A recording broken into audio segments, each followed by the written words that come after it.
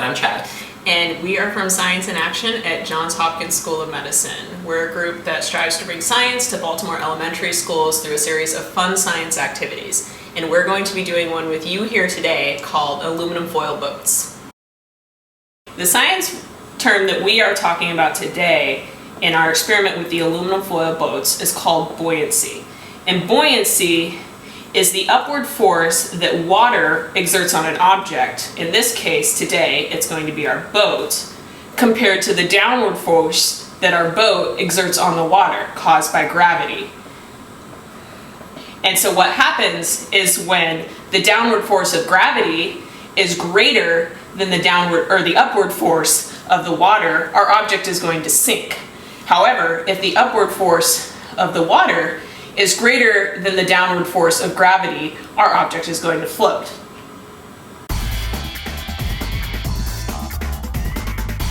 Alright, so to get started you'll need a few things. A tub of water, some aluminum foil to make your boat, and weight. So here we have some pennies. Now if you're using pennies, they have to be this dirty.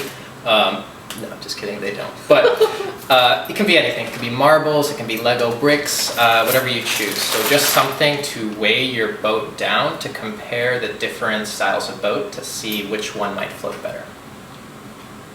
Let's get started.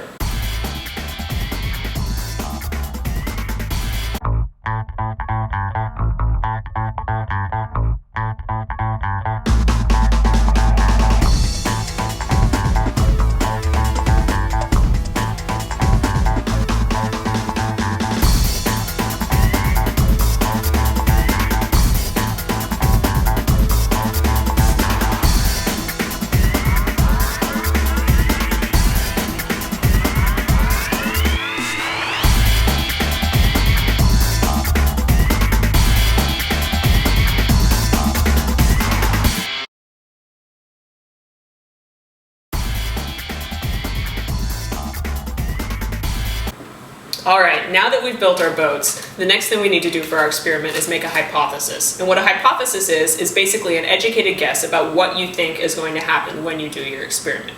For example, I think my boat is going to hold more pennies than Chad's boat because you can see that it's wider. I also think that my boat will hold maybe 40 pennies. So we're going to have to do the experiment to find out if I'm right about that.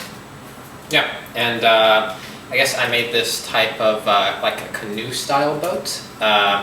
It's a common type of boat that I've seen, so I don't know, I think it could hold 41 pennies.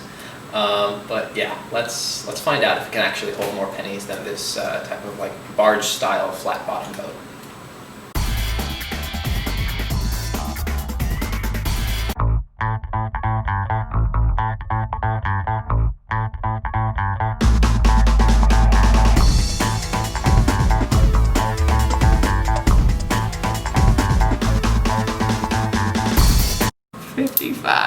Oh, 55. 55.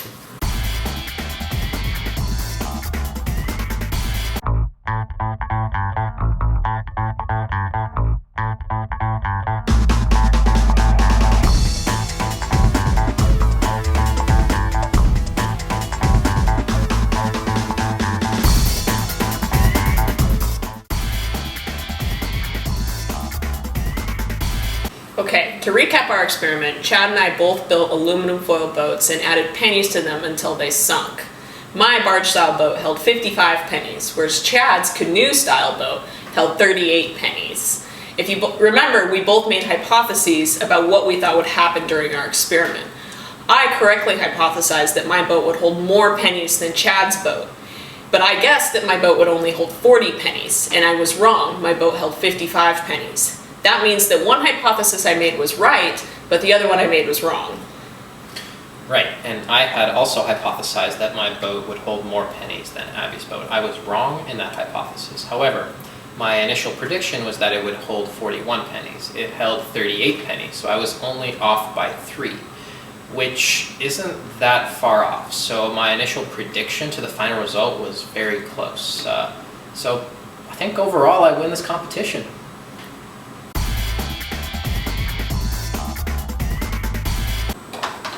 Okay, so if you remember, my boat was shaped more like a barge and was very flat and kind of square, whereas Chad's boat was shaped more like a canoe.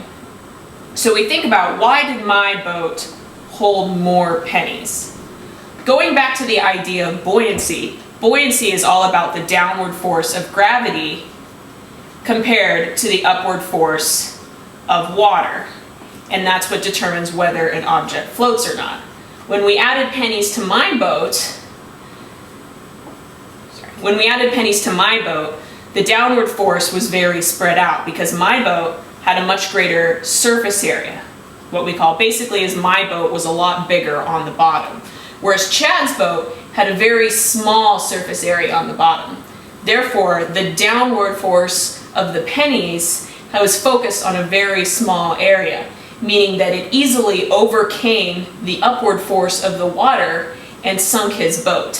Whereas my boat, wasn't until it held 55 pennies did the downward force overcome the upward force of the water.